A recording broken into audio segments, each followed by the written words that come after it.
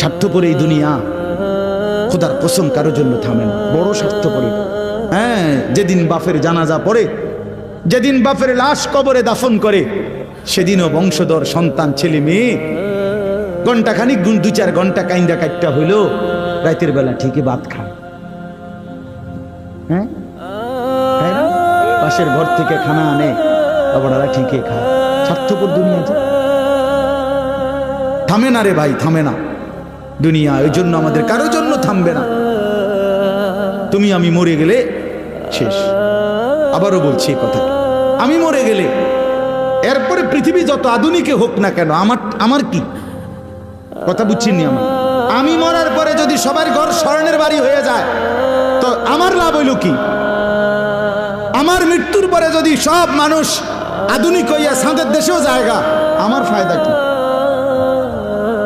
আমি তো না, আমি তো মরে গেলাম। যে কবরে চলে গেল সে কি আর ফিরে আসবে?